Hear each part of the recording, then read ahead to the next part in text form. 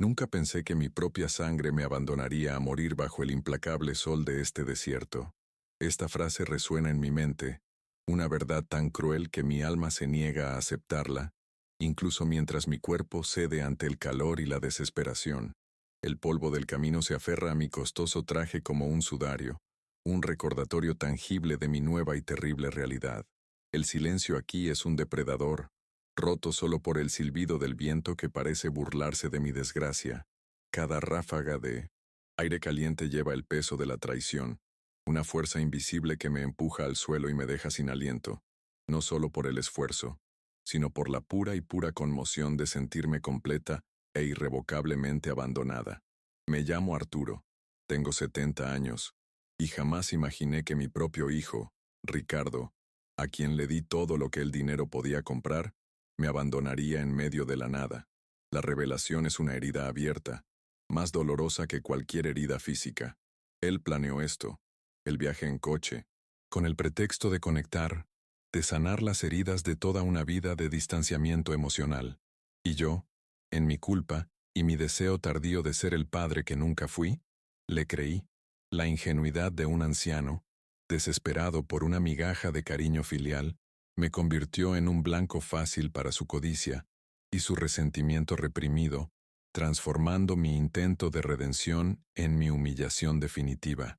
El paisaje que me rodea refleja la desolación que siento por dentro, un camino de tierra, solitario y, desgastado, se extiende por una campiña mexicana olvidada por el tiempo.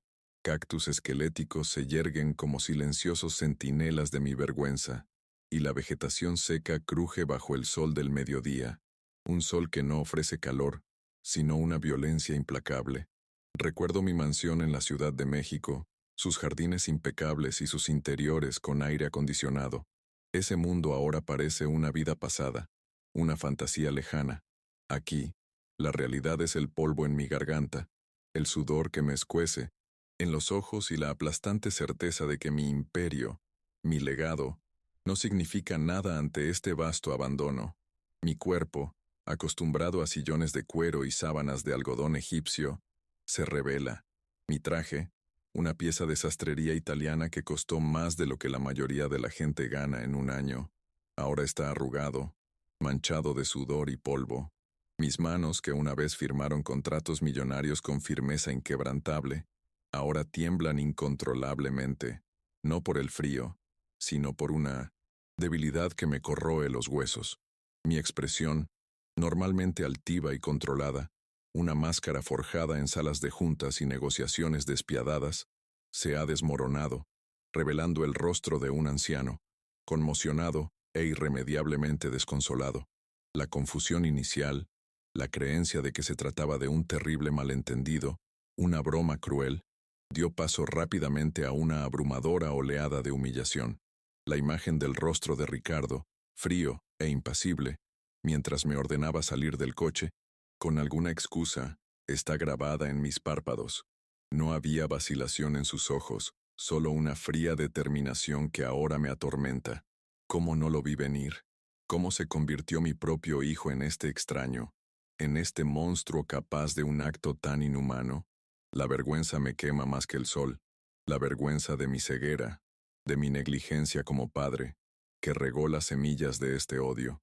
El calor despiadado despierta un recuerdo fugaz, un fragmento de una época más feliz que ahora se siente como una tortura. Recuerdo unas vacaciones familiares en Acapulco hace muchos años. Ricardo era un niño pequeño, riendo mientras lo levantaba por encima de las olas. Mi difunta esposa, Elena, nos observaba desde la playa. Su sonrisa era mi verdadero tesoro, un tesoro que no supe apreciar. El contraste entre ese recuerdo dorado y mi realidad actual es una puñalada en el corazón. Su risa resuena en mi mente, un contrapunto fantasmal al silencio aplastante de este camino solitario, un recordatorio de todo, lo que perdí mucho antes de hoy.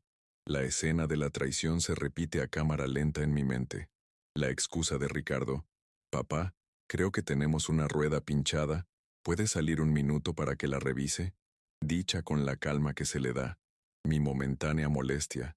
Mi prisa por continuar nuestro camino de reconciliación. Salí del coche, me di la espalda para inspeccionar la rueda y oí el sonido de la puerta al cerrarse, el motor acelerando.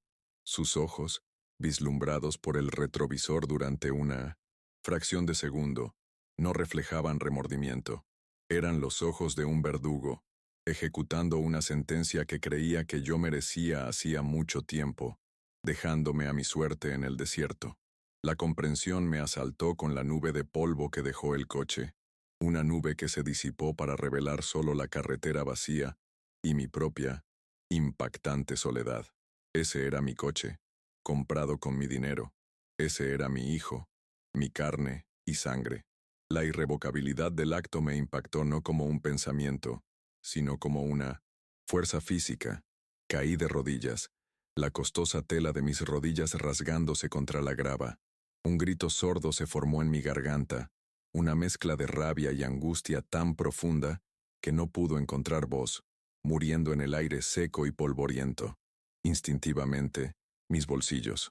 Los rebusqué con desesperación, rezando por encontrar mi teléfono, mi billetera. Nada. Se lo había llevado todo. No solo me había dejado sin transporte, me había despojado de mi identidad, de mi poder, sin dinero, sin identificación, sin forma de contactar con nadie. Ya no era Arturo, el magnate inmobiliario. Era solo un anciano anónimo, abandonado a su suerte, una nulidad a merced de los elementos y el azar. Esta aniquilación de mi identidad fue más cruel que el acto mismo del abandono. Una oleada de culpa, fría y nauseabunda a pesar del calor, me invadió. Las palabras de Elena, pronunciadas en susurros preocupados esa noche, volvieron para atormentarme. Arturo, Ricardo te necesita. El dinero no sustituye a un padre. Se está amargando, resentido. Tu éxito es una sombra que lo aplasta. La ignoré, demasiado ocupada construyendo un imperio para el hijo que había aprendido a despreciar en el proceso. Creí que le estaba dando el mundo, pero lo único que quería era mi tiempo. Y ahora, en este desierto, solo tengo tiempo, tiempo para contemplar la amarga cosecha que he sembrado. Un impulso primario de supervivencia se apoderó de mí. Me puse de pie, con las piernas temblorosas, y empecé a caminar, sin rumbo, sin destino, solo un avance como un desafío a la muerte. Mis zapatos de cuero italiano, diseñados para las aceras pulidas de los barrios ricos, eran instrumentos de tortura en este terreno accidentado. Cada paso era una batalla, cada piedra un obstáculo que ponía a prueba mi determinación. El mundo que conocía, un mundo de comodidad y control, se había evaporado, reemplazado por esta cruda y animal lucha por la existencia. El sol continuaba su implacable asalto. Me palpitaba la cabeza. Tenía la boca tan seca como la tierra misma. El mundo empezó a tambalearse. Mi visión se nubló y oscureció.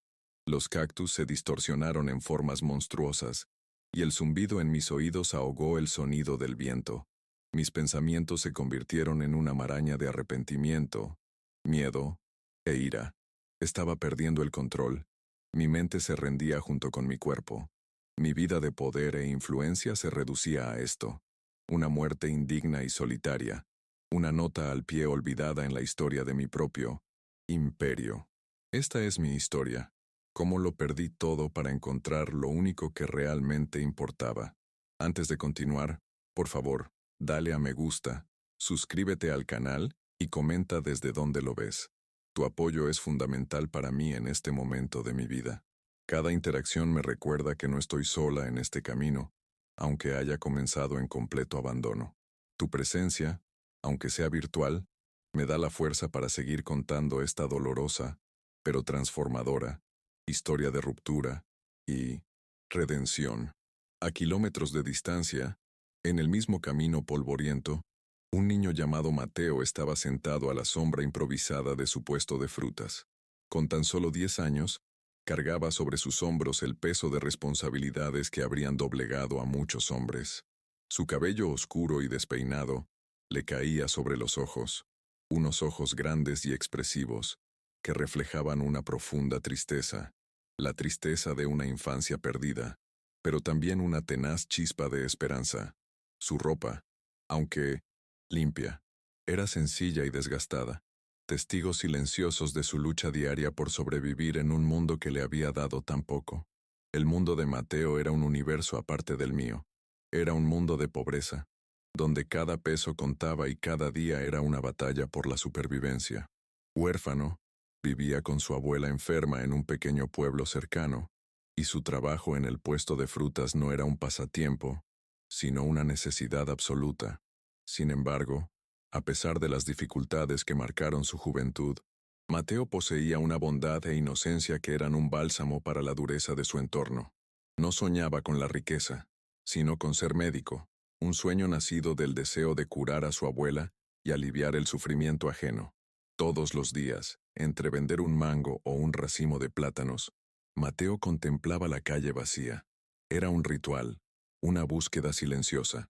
En parte, buscaba clientes, los raros viajeros que se detenían a dejar unas monedas, pero en un nivel más profundo, su mirada buscaba algo más, una conexión, quizás un escape de la monotonía de su vida. Observaba el horizonte como si esperara que el destino apareciera en la forma de un coche que pasaba, sin darse cuenta de que, de hecho, el destino se acercaba a él en la forma de un anciano decrépito. Mi fuerza, que una vez creí ilimitada, finalmente se agotó. Mis piernas cedieron, incapaces de soportar ya el peso de mi cuerpo y mis arrepentimientos. Tropecé una última vez y caí pesadamente al suelo polvoriento. El impacto me provocó una oleada de dolor, pero fue un alivio bienvenido ante la agonía de continuar. El cielo azul y blanco se arremolinaba sobre mí antes de desvanecerse en la oscuridad total. Era una figura patética, un hombre rico con un traje caro, reducido a un montón de ropa sucia al borde de un camino olvidado. Desde su posición, Mateo vio mi caída. Una figura oscura se desplomaba en la distancia. Su primera reacción fue el miedo, una advertencia que la vida le enseña a un niño vulnerable. Los desconocidos podían ser peligrosos, pero entonces su compasión innata, su pureza de corazón, vencieron al miedo. No vio a un desconocido, sino a un ser humano sufriendo. Dudó solo un instante antes de abandonar su preciado puesto y correr cautelosamente hacia mí, su pequeño cuerpo moviéndose con una urgencia que desmentía su tamaño. Al acercarse, vio mi rostro, pálido y cubierto de polvo, con los labios agrietados. Sin pensarlo dos veces, el niño tomó su propia botella de agua, un bien preciado con el calor, mojó un paño que usaba para limpiar fruta y comenzó a limpiarme suavemente la frente. Fue un acto de bondad pura e instintiva. En ese momento no era un extraño, ni rico ni pobre. Simplemente era alguien que necesitaba ayuda, y él era quien la ofrecía sin pedir nada a cambio. Un ángel anónimo en este infierno personal. Mateo sabía que no podía cargarme solo. Mi cuerpo, aunque debilitado, era demasiado pesado para él. Con una determinación que me habría llenado de orgullo de haber estado consciente, corrió de vuelta a su pueblo, que estaba a poca distancia del camino. Su voz aguda gritaba pidiendo ayuda, un sonido pequeño y desesperado que rasgó el silencio de la tarde. Ayuda, por favor, ayuda. Hay un hombre muriendo en el camino. Su voz, llena de pánico y compasión, fue un rayo de esperanza en mi oscuridad. El pueblo de Mateo era pobre en bienes materiales, pero rico en comunidad.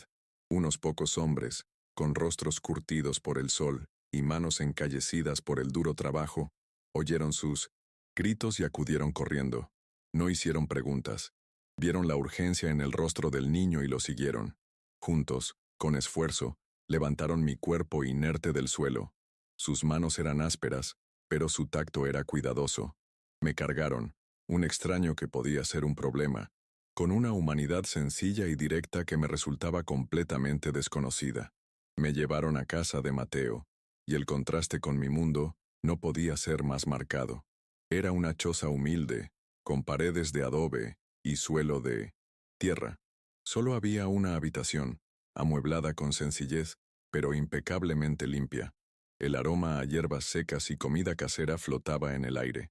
Era un lugar de pobreza, sí, pero también de dignidad y calidez. Al entrar en esa casa, crucé el umbral, no solo hacia un refugio físico, sino hacia una nueva forma de existencia. Dentro, la abuela de Mateo me esperaba. Era una mujer mayor, su piel, un mapa de arrugas que contaba historias de adversidades y resiliencia. Su mirada era penetrante, llena de sabiduría ancestral y profunda bondad. Al verme, no había pánico en su rostro, solo una serena preocupación. De inmediato, empezó a dar órdenes en voz baja, y los hombres me acostaron en un sencillo catre en un rincón de la habitación. Ella se acercó y comenzó a atenderme. Sus manos suaves y expertas limpiaron mis heridas y refrescaron mi piel. Cuando finalmente abrí los ojos, lo primero que vi fue el tosco techo de madera sobre mí. Por un instante, me sentí completamente desorientado. ¿Dónde estaban las molduras ornamentadas de mi habitación? ¿Dónde estaban la seda y el terciopelo? Sentí un paño fresco y húmedo en la frente, y un extraño pero agradable aroma a hierbas. Me dolía el cuerpo, pero la agonía de la sed había dado paso a una sensación de hidratación. Estaba débil, confundido, pero vivo. Y mi supervivencia, pronto me daría cuenta, no se debía a mis propios recursos, sino a la bondad de desconocidos. Giré lentamente la cabeza, y me encontré con la mirada de Mateo. Estaba sentado en un pequeño banco de madera cerca de mí, observándome con solemne preocupación. Sus grandes ojos oscuros no reflejaban ni juicio ni curiosidad por mi ropa cara. Eran simplemente los ojos de un niño que cuidaba a un adulto vulnerable. En esa mirada vi una pureza que me impactó con la fuerza de una revelación. Fue la primera conexión humana genuina que sentí en décadas, sin ningún propósito oculto. La abuela de Mateo se acercó con un tazón de caldo humeante. Su rostro, aunque arrugado, irradiaba una profunda paz. «Bébelo, te hará bien», dijo con una voz a la vez dulce y firme. No me preguntó quién era ni de dónde venía. En su sabiduría, comprendió que mi necesidad inmediata no era de interrogatorio, sino de consuelo y alimento.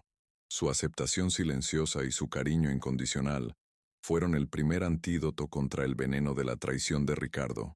Mi antiguo yo, el Arturo orgulloso y con el control, intentó imponerse. Intenté incorporarme, exigir, comprender mi situación para poder dominarla como siempre lo había hecho. Pero mi cuerpo me traicionó. Un mareo me obligó a volver a tumbarme. Mi debilidad física era un reflejo de mi impotencia. Por primera vez en mi vida, no tenía el control. Estaba completamente a merced de los demás, y esta constatación fue a la vez aterradora y, de una extraña manera, liberadora. Mi mirada recorrió la humilde habitación, las paredes de adobe, los muebles escasos y desgastados, el pequeño altar con una vela encendida. Todo hablaba de una vida de privaciones. Y sin embargo, en ese espacio tan pobre, había recibido más compasión y cuidados que en mi opulenta mansión. La bondad de esa familia no provenía de la abundancia, sino del corazón. Esta simple pero profunda verdad comenzó a demoler los cimientos de mi mundo, desmantelando mi creencia de que el valor de un hombre se medía por sus posesiones. Con manos temblorosas, acepté el tazón de caldo que me ofreció mi abuela. Me llevé la cuchara a los labios, y el sabor simple y salado pareció despertar algo en mí. No era solo comida, era un acto de comunión, de aceptar mi vulnerabilidad. Cada cucharada era una admisión de que necesitaba ayuda, una lección de humildad que me daban de la manera más inesperada. En ese momento, en ese humilde hogar, comencé a darme cuenta de que me moría de hambre, no de comida, sino de algo mucho más esencial. Mientras recuperaba fuerzas, observé a Mateo. Se movía por la pequeña casa con una gracia silenciosa y eficiente, cuidando de su abuela, ordenando, preparándose para el día siguiente. Había en él una madurez y una responsabilidad que desmentían su edad. No se quejaba, no mostraba ningún signo de autocompasión. Simplemente hacía lo que tenía que hacer, con una dignidad silenciosa que me llenó de una admiración reticente pero creciente. Una sensación extraña y desconocida comenzó a agitarse en mi pecho mientras observaba al niño. Era una ternura, un instinto protector que apenas reconocía. Era diferente del orgullo que sentía por los logros de Ricardo, que siempre habían estado ligados a mi propia reputación, a mi legado, Esto era diferente. Era un sentimiento puro y paternal, dirigido hacia un niño que no era mío, pero que me había mostrado más humanidad que mi propio hijo. Una parte de mí, dormida durante tanto tiempo, comenzaba a despertar. La ironía de mi situación era abrumadora. Había sido traicionado por mi hijo, a quien le había dado una vida de lujo, y salvado por un niño huérfano que no tenía casi nada. Esta dicotomía me obligó a iniciar un doloroso proceso de autoexamen. ¿Quién era yo realmente? ¿Un empresario exitoso? ¿Un padre? ¿Un fracaso? Las respuestas a estas preguntas, que había evitado toda mi vida, comenzaron a reclamar mi atención en la tranquilidad de ese humilde hogar, lejos de las distracciones de mi imperio. Mi abuela, quizá percibiendo mi confusión interior, se acercó y se sentó a mi lado. Me miró con sus ojos sabios y me preguntó con dulzura, ¿cómo te llamas? La pregunta era simple, pero parecía inmensamente significativa. Cuando respondí, Arturo, la palabra me sonó extraña. No era el nombre temido en las salas de juntas, ni el nombre que gritaba con furia mi hijo. Era solo un nombre, el nombre de un hombre despojado de todo, al que se le había dado una segunda oportunidad, no para reconstruir su fortuna, sino quizás para reconstruir su alma. Los primeros días en el pueblo fueron un purgatorio para mi alma y una prueba para mi cuerpo. La recuperación física fue lenta. Mis músculos protestaban tras décadas de sedentarismo, pero mi agitación interior era un huracán. Aprendí el ritmo de la vida allí, un ritmo dictado por el sol y las estaciones, no por el reloj ni la bolsa. Era una vida de sencillez y trabajo duro, pero entrelazada con un sentido de comunidad que desconocía. La gente compartía lo poco que tenía, apoyándose mutuamente sin esperar nada a cambio. Era un ecosistema de humanidad que expuso la pobreza espiritual de mi propia existencia. Una tarde, sentada a la puerta de la cabaña, la abuela de Mateo se unió a mí. Percibiendo mi conflicto silencioso, empezó a compartir su propia historia. Habló de la pérdida de su esposo, la muerte de su única hija, la madre de Mateo, en un parto difícil, y su lucha por criar sola a su nieto. Sus palabras no eran de autocompasión, sino de serena aceptación. Había una fuerza en ella, forjada en el fuego de la adversidad. Al compartir su dolor, me dio permiso para sentir el mío. En ese momento no éramos un rico empresario y una pobre campesina. Éramos dos almas que habían conocido la pérdida, superando el abismo de nuestras diferencias con empatía. Mi orgullo, sin embargo, era una bestia testaruda, difícil de vencer. Mis viejas defensas se alzaron. Intenté asegurarles que los recompensaría, prometiéndoles una fortuna una vez que resolviera mi situación. Hablé de comprarles una casa nueva, de darles dinero que ni siquiera podían imaginar. Mi abuela escuchó, pacientemente, y luego, con una sonrisa amable, rechazó mi oferta. La amabilidad no es una deuda que pagar, Arturo, dijo. Es un don que transmitir. Sus palabras me impactaron profundamente, desafiando los cimientos mismos de mi universo, donde todo y todos tenían un precio, donde cada acción era una transacción calculada. Empecé a pasar más tiempo con Mateo, atraída por su luz tenue. Lo observaba por las noches, haciendo sus tareas a la luz parpadeante de una vela, con una concentración tan intensa que parecía ajeno al mundo. Veía los dibujos que hacía en sus desgastados cuadernos, no de coches caros ni juguetes, sino de gente sonriente, de una clínica para el pueblo. Hablaba de su sueño de ser médico, con una pasión que me conmovió. Sus sueños no eran de acaparar, sino de dar, no de poder, sino de sanar. En él, vi una ambición infinitamente más noble que la mía o la de Ricardo. Un día, mientras observaba a Mateo esforzarse por organizar la fruta en su puesto, despertó mi instinto emprendedor. Le enseñé a agrupar la fruta por color para atraer la atención, a apilar los mangos en pirámide para que parecieran más abundantes, a ofrecer un pequeño descuento por compras grandes. Estos eran principios básicos de marketing, pero para él, revelaciones. Cuando un cliente compraba más de lo habitual, se le iluminaba la cara. Nos reímos juntos, un auténtico sonido de camaradería. Era la primera vez en años que usaba mis habilidades no para mi propio beneficio, sino para ayudar de verdad a alguien, y la satisfacción fue sorprendentemente profunda. Ese momento de conexión con Mateo me trajo un recuerdo doloroso. Recordé a Ricardo, quizás de la misma edad que Mateo, que vino a verme con un proyecto de ciencias. Estaba entusiasmado, hablando de volcanes y reacciones químicas. Yo estaba al teléfono, cerrando un trato importante. Irritado por la interrupción, lo despedí con un gesto. Papá, ¿podrías? Empezó. Ricardo, estoy ocupado. Lo interrumpí. Contrata un tutor. Para eso está el dinero. El recuerdo de su expresión decepcionada, de cómo se le encogieron los hombros en señal de derrota, me golpeó con una claridad devastadora. Le había extendido un cheque cuando lo que necesitaba era un padre. Mientras yo descubría estas dolorosas verdades, Ricardo vivía su fantasía de poder en la Ciudad de México. Lo imagino sentado en mi sillón de cuero, detrás de mi escritorio de caoba, saboreando su control. Movía con rapidez, consolidando su poder. Al teléfono con socios. Su voz era suave y convincente. Mi padre no se encuentra bien. Los médicos dicen que necesita reposo absoluto. Me confió todo. Cada palabra era una mentira hábilmente construida, que pintaba una imagen de devoción filial mientras me clavaba el cuchillo más profundamente en la espalda, robándome no solo mi empresa, sino también mi reputación. En un momento de silencio, imagino a Ricardo mirando una vieja fotografía familiar en mi escritorio, una fotografía de aquel viaje a Acapulco. Por un instante, quizás su fachada se resquebraje.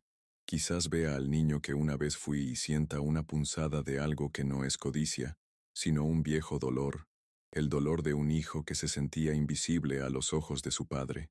Nunca estuvo ahí para mí. Susurra a la habitación vacía, su justificación para su traición. Esto no es un robo, es una compensación. Convierte su dolor en una licencia para la crueldad, convenciéndose de que es la víctima, no el villano, de esta tragedia. Mi aislamiento en el pueblo se vio brutalmente interrumpido por la llegada de un comerciante ambulante que traía periódicos viejos de la ciudad. Mientras hojeaba las páginas, se me heló el corazón. Allí estaba, una pequeña nota en la sección de negocios. Magnate inmobiliario Arturo hospitalizado. Su hijo Ricardo asume el mando. La mentira estaba impresa, oficializada ante el mundo. Sentí que las paredes se cerraban a mi alrededor. No solo me había abandonado, me estaba borrando, reescribiendo la historia con él, como el heredero fiel que cuidaba de un padre incapacitado. La rabia y la impotencia amenazaban con asfixiarme, como si el destino quisiera poner a prueba mi resistencia. La enfermedad crónica de la abuela de Mateo empeoró repentinamente. Una noche, sufrió un ataque de tos tan violento que la dejó sin aliento y con la cara amoratada. El pánico se apoderó de ella. La pequeña clínica del pueblo no tenía recursos para ayudarla. El médico local fue directo. Necesitaba un especialista en la ciudad, medicamentos que costaban una fortuna. Sin ellos no sobreviviría. Mi situación ya no era solo una cuestión de injusticia personal. De repente, lo que estaba en juego había aumentado exponencialmente. Ya no se trataba de mi dignidad, mi fortuna ni mi venganza. Se trataba de la vida de una mujer inocente, la matriarca que me había acogido sin rechistar. El peso de mi impotencia se volvió aplastante. Yo, Arturo, un hombre capaz de mover montañas con una llamada, no podía hacer nada para salvar la vida de la mujer que había salvado la mía. El universo parecía reírse de mi anterior arrogancia con exquisita crueldad. Vi la silenciosa desesperación en el rostro de Mateo. Intentaba ser fuerte por su abuela, trabajando doble jornada en su puesto, forzando sonrisas que no le llegaban a los ojos. Pero vi cómo la esperanza se desvanecía lentamente en sus ojos. El miedo a la pérdida se cernía sobre él, una sombra demasiado grande para un niño de 10 años. Un instinto protector feroz se apoderó de mí. Tenía que hacer algo. Tenía que encontrar la manera de arreglar esto, de proteger a esta pequeña familia que se había convertido en mi único pilar en este mundo al revés. En un intento desesperado, tomé prestado el celular del comerciante ambulante. Me temblaban las manos al marcar el número de mi abogado y viejo amigo. Javier. La llamada no conectaba. Número fuera de servicio.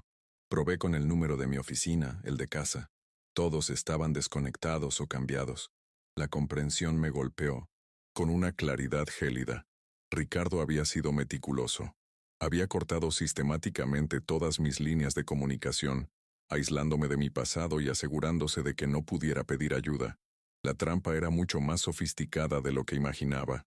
Me imagino a Ricardo, en la ciudad haciendo sus propias llamadas. Llama a un amigo de la familia, con la voz impregnada de falsa preocupación. Papá solo necesita descansar. Me encargo de todo para que no tenga que preocuparse por nada. Es por su seguridad. Claro, la ironía es nauseabunda. La seguridad a la que habla es la suya propia, la seguridad de su recién adquirido control. El amigo al otro lado de la línea probablemente expresa compasión, completamente engañado por la convincente actuación de su devoto hijo, ajeno a la monstruosa verdad que se esconde tras sus suaves palabras. Pero no todos se dejaron engañar. Mi abogado, Javier, era un hombre astuto que me conocía desde hacía más de 30 años. Para él, la historia carecía de sentido. Yo era un hombre de costumbres, de control. La idea de que me jubilara repentinamente y le entregara todo a Ricardo, sobre todo de esa manera, sin decir ni una palabra a nadie, olía a engaño. Javier, fiel a nuestra larga amistad, no dejó el asunto ahí. En su bufete de abogados en la ciudad, sus sospechas se convirtieron en preocupación y comenzó sus propias investigaciones discretas. En mi punto más bajo, con la vida de mi abuela en peligro y todas las puertas aparentemente cerradas, me asaltó el recuerdo de mi difunta esposa, Elena. Recordé una conversación que tuvimos años atrás, durante una crisis empresarial. Estaba furioso, obsesionado con aplastar a un competidor. Ella me tomó la mano y me dijo con calma: la verdadera fuerza, Arturo, no está en el control que ejerces sobre los demás. Está en tu capacidad de dejar que el amor entre y guíe tus acciones. En ese momento, sus palabras me parecieron débiles. Ahora, en mi debilidad, comprendí su profunda sabiduría. El recuerdo de Elena era como una cerilla encendida en la oscuridad de mi mente. Mi energía pasó de la desesperación a la determinación. Si no podía usar mi dinero ni mi influencia, tendría que usar mi cerebro, mi astucia, la misma astucia que había usado para construir mi imperio desde cero. Un nuevo plan empezó a tomar forma. No podía contactar directamente con Javier, pero quizás había una manera de hacerle llegar un mensaje. Mi mente, dormida durante tanto tiempo por la complacencia, volvió a funcionar, no por codicia, sino por amor y deber. Mi primera parada fue la pequeña iglesia del pueblo. Me confié al sacerdote, un hombre de rostro amable y mirada comprensiva. Le conté mi historia, sin alardear de mi antigua riqueza, sino con la cruda honestidad de un padre traicionado y un hombre desesperado por salvar a su nueva familia. No sé si creyó toda la historia del magnate, pero vio la sinceridad en mi angustia. Vio mi preocupación por Mateo y su abuela. Movido por la compasión, accedió a ayudarme. Con la ayuda del sacerdote, le escribí una carta a Javier. Lo volqué todo en el papel: el abandono, mi ubicación, las mentiras de Ricardo y el estado crítico de la abuela de Mateo. Era una súplica, un grito desesperado de ayuda. El sacerdote prometió que un contacto de confianza, que iba al mercado del pueblo, entregaría la carta directamente a la oficina de Javier. Fue un disparo al vacío, una frágil cadena de acontecimientos que podía romperse en cualquier momento. Pero era mi única esperanza, una pequeña semilla de posibilidad plantada en la árida tierra de la desesperación. Mientras mi carta viajaba lentamente a la ciudad, Ricardo aceleró la destrucción de mi legado. No le interesaba dirigir el negocio, quería dinero rápido. Lo imagino en reuniones con mis competidores más feroces, negociando la venta de propiedades y activos clave a precios de ganga. El trabajo de mi vida, cada edificio que construí, cada trato que cerré, estaba siendo desmantelado, vendido por piezas, como un coche robado. No solo me robaba el futuro, estaba borrando mi pasado. Las acciones de Ricardo no solo me afectaron a mí, tuvieron un gran coste humano. Imagino una escena en mi oficina. Mi asistente de toda la vida, María, quien trabajó conmigo durante 25 años, es citada a la oficina de Ricardo. La despide fríamente, con la vaga excusa de una reestructuración. Su lealtad y su dedicación no significan nada para él.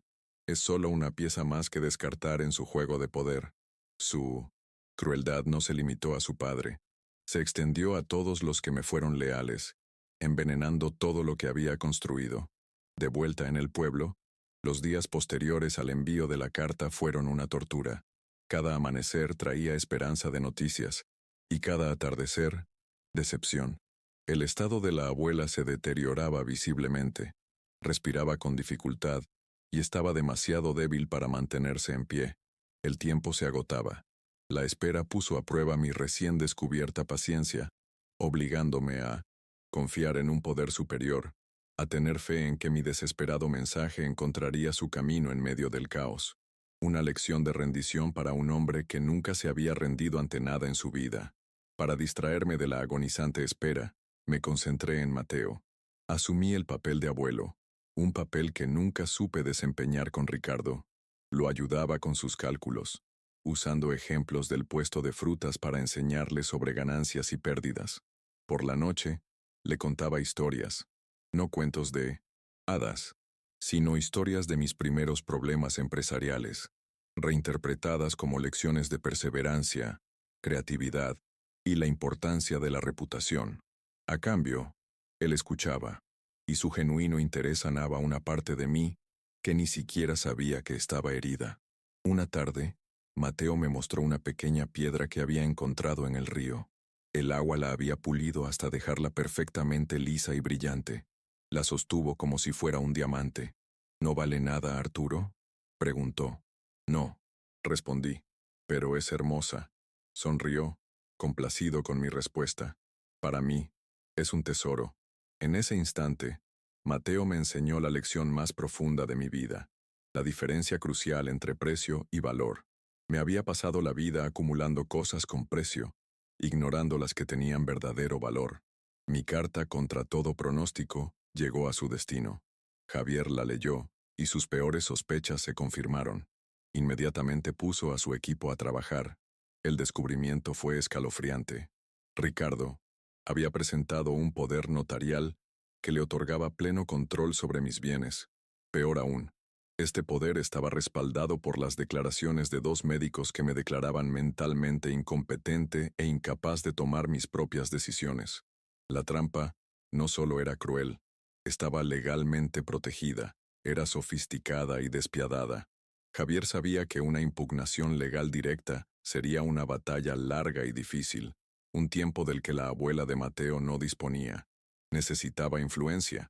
En lugar de atacar al abogado directamente, decidió investigar a los médicos. Su instinto le decía que algo andaba mal. Los médicos de renombre no firman la vida de un hombre sin verlo. Encargó a un investigador privado que investigara a fondo las vidas de ambos médicos, buscando cualquier debilidad, cualquier vulnerabilidad que pudiera explotar. Unos días después, el contacto del sacerdote regresó de la ciudad. Traía una breve nota para mí, escrita con la letra apresurada de Javier. Eran pocas palabras, pero un bálsamo para mi alma desesperada. Carta recibida. Mantente fuerte. La ayuda está en camino. No reveles que hemos estado en contacto. La esperanza, que había sido una tenue brasa, se convirtió en una llama. No estaba solo. Alguien en el mundo exterior sabía la verdad. La batalla había comenzado y yo tenía un aliado. Ricardo, a pesar de su aparente éxito, sentía la presión. La codicia y la culpa lo carcomían, convirtiéndolo en un tirano paranoico. Revisaba constantemente sus cuentas. Desconfiaba de todos y veía conspiraciones por todas partes. Tenía el poder que siempre anhelaba, pero no tenía paz. El fantasma del padre que había intentado borrar lo perseguía, un recordatorio constante de su traición. No podía escapar de mi sombra porque esa sombra estaba dentro de él, una mezcla de odio y un deseo desesperado e inconfesable de mi aprobación. La presión me trajo el recuerdo de una de nuestras últimas grandes conversaciones. Ricardo, entonces joven, me había presentado un Plan de negocios para una startup tecnológica. Era arriesgado pero innovador. En mi arrogancia, lo rechacé de plano. Lo llamé ingenuo e imprudente. Mis últimas palabras fueron como un látigo. Nunca serás ni la mitad de hombre que yo. Recuerdo cómo el fuego se desvaneció en sus ojos. En ese momento, no lo estaba protegiendo del fracaso. Estaba aplastando su espíritu. Sembré la semilla del monstruo en el que se convirtió. La realidad de nuestra precaria situación nos golpeó de nuevo con fuerza. La abuela sufrió otra convulsión, esta vez más severa. Su respiración se volvió un chirrido doloroso y su piel se volvió fría y húmeda. El médico del pueblo fue categórico. Si no llega a un hospital de la ciudad en las próximas horas, morirá. El pánico nos invadió. No teníamos dinero ni transporte. La muerte estaba a la vuelta de la esquina y éramos incapaces de detenerla. En un momento de desesperada claridad, recordé, había algo que Ricardo había olvidado quitarse. Mi reloj, una obra maestra, suiza, un regalo de Elena en nuestro 25º aniversario de bodas. Era mi último vínculo tangible con mi antigua vida, con mi amor perdido. Sin dudarlo, me lo quité de la muñeca y se lo entregué a uno de los aldeanos que se dirigía al pueblo. «Véndelo», le dije con la voz quebrada. «Usa el dinero para la factura del hospital». Era todo lo que tenía, y lo regalaba voluntariamente. Mateo observaba el intercambio, con sus enormes ojos absorbiéndolo todo. No entendía el valor monetario del reloj, pero sí el significado del sacrificio. Al irse el hombre, Mateo se acercó, y por primera vez, me tomó la mano, su pequeña mano en la mía, un gesto de solidaridad y gratitud tan profundo que me hizo llorar. Ningún negocio millonario, ningún edificio que llevara mi nombre, me había dado jamás una sensación de riqueza tan grande. El trabajo de Javier dio sus frutos. El investigador descubrió lo que sospechaba. Uno de los médicos tenía enormes deudas de juego. El otro se enfrentaba a una demanda por negligencia que arruinaría su carrera. Ricardo había descubierto sus debilidades y las había explotado, ofreciéndoles la salvación a cambio de su perjurio. Javier ahora tenía las armas que necesitaba. No solo iba a liberarme, iba a desenmascarar a Ricardo y a sus cómplices. Javier hizo su jugada. Usando un contacto en una agencia reguladora financiera, inició una investigación rutinaria sobre la liquidación rápida de mis activos. Ricardo recibió una llamada con preguntas incómodas.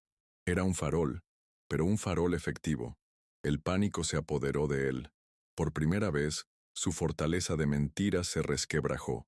Se dio cuenta de que el mundo no solo aceptaba su historia, sino que sus acciones estaban siendo examinadas. El cazador comenzó a sentirse perseguido. El aldeano regresó con el dinero de la venta del reloj. Fue más que suficiente para el ingreso hospitalario. Y con esa noticia, el pueblo se unió. Un hombre ofreció su vieja y destartalada camioneta. Otra mujer trajo mantas y un termo de caldo caliente. Improvisaron una cama en la parte trasera de la camioneta para la abuela. No era caridad, era solidaridad. Eran una familia que cuidaba de los suyos, y por primera vez me sentí parte de algo, no como benefactor, sino como un igual. El viaje al pueblo fue largo e incómodo. Iba en la parte trasera de la camioneta, sosteniendo la frágil mano de mi abuela, protegiéndola de los baches del camino. Mateo estaba al otro lado, con el rostro desdichado. En esa camioneta, ruidosa y con olor a gasolina, ya no era la víctima indefensa. Tenía un propósito, una responsabilidad, proteger a esta familia. Mi propia redención ya no importaba. Su supervivencia lo era todo. Llegamos al hospital de la ciudad, un monstruo de hormigón y cristal que contrastaba marcadamente con la sencillez del pueblo. El ruido, las luces, la burocracia, era un asalto a los sentidos. Pero algo en mí cambió. A pesar de mi ropa sencilla y mi aspecto desaliñado, recuperé mi antigua autoridad. Me dediqué a los trámites de admisión, hablando con las enfermeras con una calma y una firmeza que las sorprendieron. Estaba de nuevo en mi salsa, pero esta vez, luchando por algo más que ganancias. Mientras llenaba el último formulario en recepción, levanté la vista y se me paró el corazón. Al otro lado del bullicioso vestíbulo, vi un rostro familiar. Era Javier. Era mayor, con más canas, pero sus ojos eran los mismos, inteligentes y leales. Nuestras miradas se cruzaron a través de la multitud. Asintió lenta y deliberadamente. No hicieron falta palabras. Su mirada lo decía todo. Lo sé todo. Y lucharemos juntos. La esperanza ya no era un destello. Era un faro que brillaba en la oscuridad. La verdadera batalla estaba a punto de comenzar. La reunión en el vestíbulo del hospital fue un terremoto silencioso. Javier se acercó, con una expresión que mezclaba alivio y una ira justificada. Nuestro abrazo fue breve. La moderación de dos hombres poco acostumbrados a las muestras de afecto, pero agobiados por el peso de 30 años de amistad. En un rincón tranquilo, entre el caos de pitidos y anuncios por megafonía, expuso la arquitectura de la traición de Ricardo, el poder notarial fraudulento, los certificados médicos comprados, la red legal diseñada para aniquilarme. Mientras hablaba, mi ira se transformó en fría determinación. Nuestra estrategia nació allí, no en una oficina de lujo, sino en un hospital, impulsada por el café de máquina y un deseo compartido de justicia. Mientras Javier se adentraba en la logística de nuestra contraofensiva legal, me senté junto a la cama de mi abuela. Dormía, con su frágil rostro apoyado en las frescas sábanas blancas del hospital. Mateo estaba sentado en una silla junto a ella, sosteniéndole la mano, moviendo los labios en una silenciosa oración. Fue en ese momento que me impactó el clímax emocional. La magnitud del crimen de Ricardo se cristalizó. No solo me había robado el dinero, sus acciones casi le habían costado la vida a esta buena e inocente mujer. Mi batalla ya no consistía en recuperar un imperio. Se trataba de defender la santidad de una familia, un concepto que apenas ahora, en su forma más pura e inesperada, comenzaba a comprender. Miré mis propias manos. Estaban vacías, sin el costoso reloj, pero tenían callos nuevos de las pequeñas tareas que había realizado en el pueblo. Recordé las manos de Elena, elegantes y suaves, y cómo intentaba sujetar las mías, solo para que yo las apartara, distraída por una llamada, un trato, la siguiente conquista. Un arrepentimiento tan profundo que era un dolor físico me atravesó. Había pasado toda una vida acumulando riqueza con estas manos, sin darme cuenta de que lo único que importaba era usarlas para sujetar las manos de mis seres queridos. La pérdida de mi reloj fue simbólica. Había cambiado el tiempo medido en oro por el tiempo medido en amor. El primer paso en nuestro camino hacia la justicia, explicó Javier, era uno que mi antiguo orgullo habría rechazado. Necesitaba someterme a una evaluación psiquiátrica independiente. Era la única manera de refutar rápida y decisivamente las mentiras de Ricardo. El riesgo era que la falsa narrativa que había creado influyera en el resultado, pero acepté sin dudarlo. No soy quien mi hijo dice ser, afirmé, no con mi antigua arrogancia, sino con la serena fortaleza de quien finalmente se conocía a sí mismo. Este acto de sumisión fue, de hecho, mi primer paso hacia la recuperación de mi identidad. Javier, siempre brillante estratega, no dejó nada al azar. Programó la evaluación no con cualquier psiquiatra, sino con la doctora Isabela Reyes, una leyenda en su campo, conocida por su integridad inquebrantable y su capacidad para ver a través de las fachadas. Era una vieja conocida suya, una mujer a la que no se podía comprar ni intimidar. La doctora Reyes representaba la esperanza de que, en algún lugar del sistema que Ricardo había intentado manipular, la verdad objetiva aún pudiera prevalecer. Ella era nuestra arma secreta, una defensora de la cordura en un mundo enloquecido. La sesión con la doctora Reyes no fue un interrogatorio, sino una disección de mi alma. Fue perspicaz. Sus preguntas desgarraron mis defensas. No hablé con ella de números ni de negocios. Le conté mis fallas como padre, el ansia de aprobación en la mirada de Ricardo que nunca satisfice, la traición que me quebró y la bondad que me transformó. Le hablé de Mateo y de lo que me había enseñado sobre el valor. Hablé con una honestidad tan cruda y dolorosa que era inconfundible. Mi cordura no se demostró en mi lógica, sino en la profundidad de mi autoconocimiento y mi remordimiento. Con el brillante informe del doctor Reyes, que declaraba mi plena capacidad mental y la prueba irrefutable de Javier sobre los sobornos a los demás médicos, extractos bancarios que mostraban transferencias directas de Ricardo, la batalla legal terminó antes de empezar. Javier convocó una reunión con el abogado de Ricardo. No gritó ni amenazó. Simplemente, metódicamente, presentó las pruebas sobre la mesa. El rostro del otro abogado pasó de la confianza a la palidez del pánico. Sabía que estaban acorralados. La fortaleza legal de Ricardo, construida sobre cimientos de mentiras, se derrumbó en cuestión de minutos. La noticia impactó a Ricardo como un rayo. Su poder notarial fue revocado con efecto inmediato. Los cargos de fraude, conspiración y perjurio pesaban sobre él. Los acreedores, a quienes había mantenido a raya con promesas, entraron en pánico ante la noticia de su inminente colapso y exigieron el pago inmediato. Los activos que había vendido rápidamente a precios de ganga habían dejado a la empresa vulnerable y sin liquidez. En un abrir y cerrar de ojos, su imperio robado se había desvanecido. No solo había perdido el control, lo había perdido absolutamente todo. Con el control de mis finanzas restaurado, mi primer acto no fue de venganza, sino de gratitud. Transferí los fondos necesarios para pagar completamente el tratamiento de mi abuela, asegurándome de que recibiera los mejores médicos y la mejor atención. Cuando Mateo, con los ojos brillantes de alivio, intentó agradecerme, le puse la mano en el hombro. Para esto es el dinero, Mateo, le dije. La verdad de esas palabras resonaba en mi interior. Para cuidar de la familia.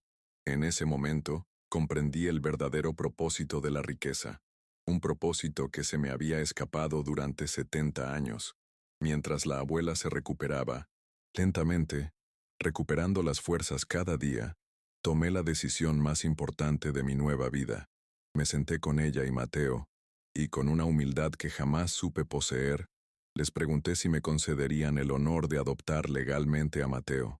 Les expliqué que no era para reemplazar al hijo que había perdido, sino para reconocer y formalizar el vínculo de amor que se había formado entre nosotros.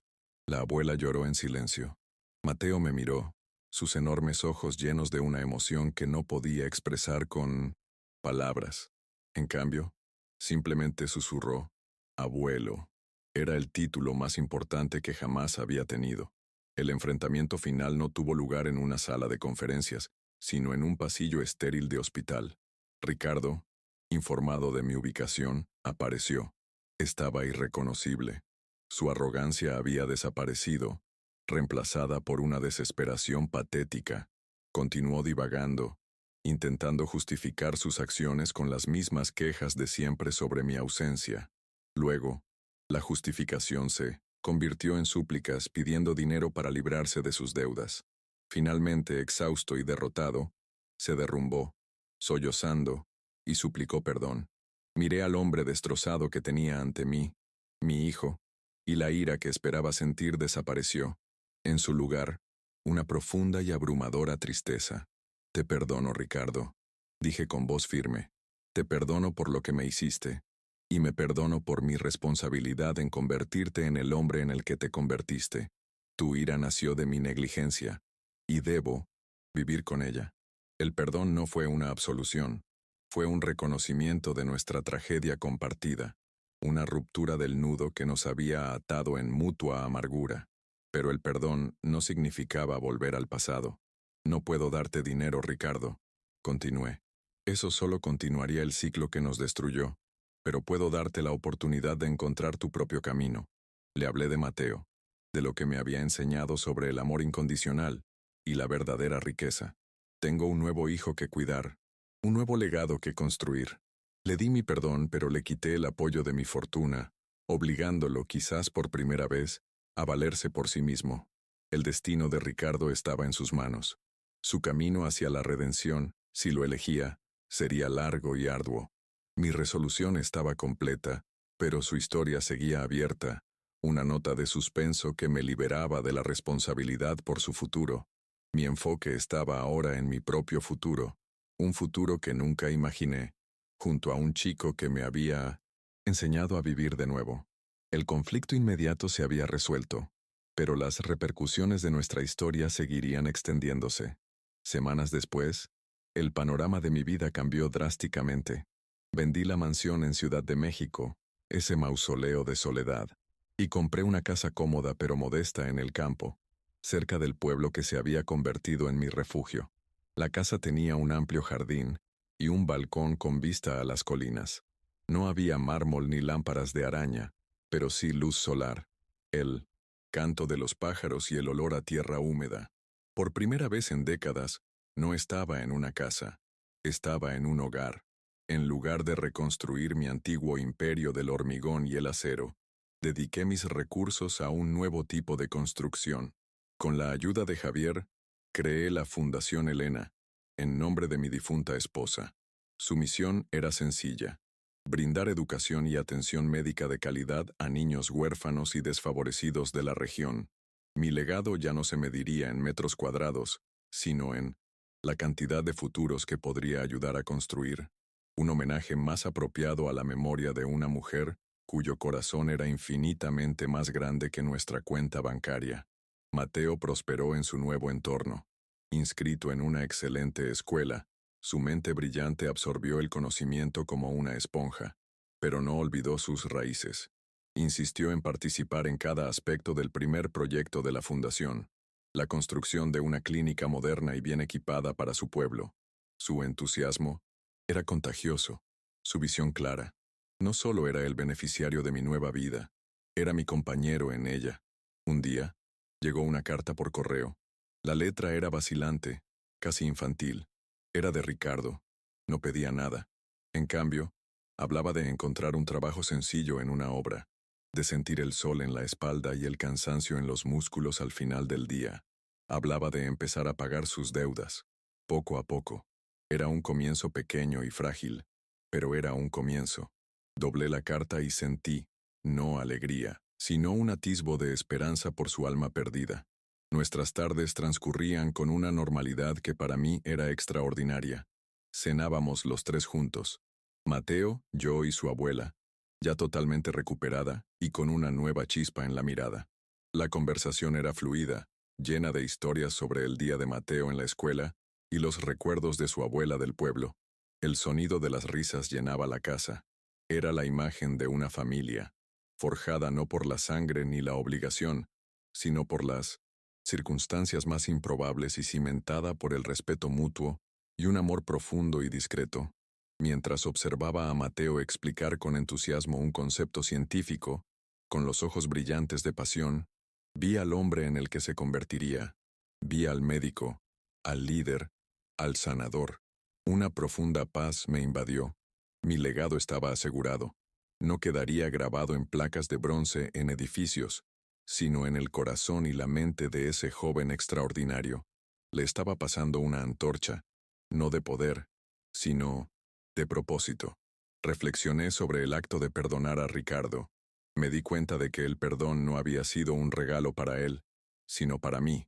Me liberó del veneno de la amargura, del peso de ser una víctima. Permitirme soltar la ira abrió espacio en mi corazón para la alegría, la gratitud, la paz que ahora definía mis días. Fue el acto máximo de liberación, no de él, sino de mí misma, de la prisión de mi propio pasado. El cura del pueblo vino a visitarnos para bendecir nuestro nuevo hogar. Trajo pan y sal, símbolos de hospitalidad y comunidad. Me dijo que todo el pueblo había rezado por mí, por la abuela y por Mateo.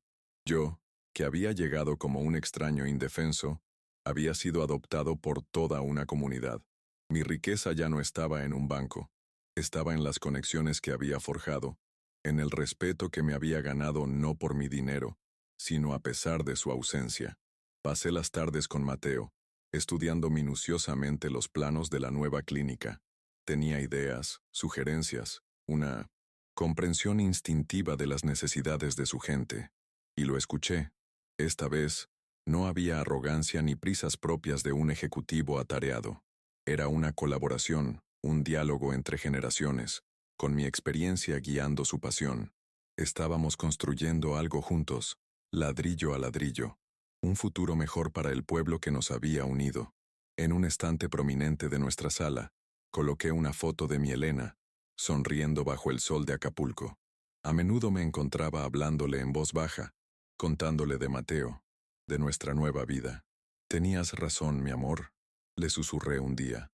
Siempre tuviste razón sobre lo que realmente importaba. Fue un momento de profunda reconciliación con mi pasado, una aceptación de su sabiduría que llegó demasiado tarde, pero no demasiado tarde para ponerla en práctica. La historia no termina con un gesto grandilocuente, sino con una escena de profunda sencillez. El sol se pone, tiñendo el cielo de tonos naranjas y morados.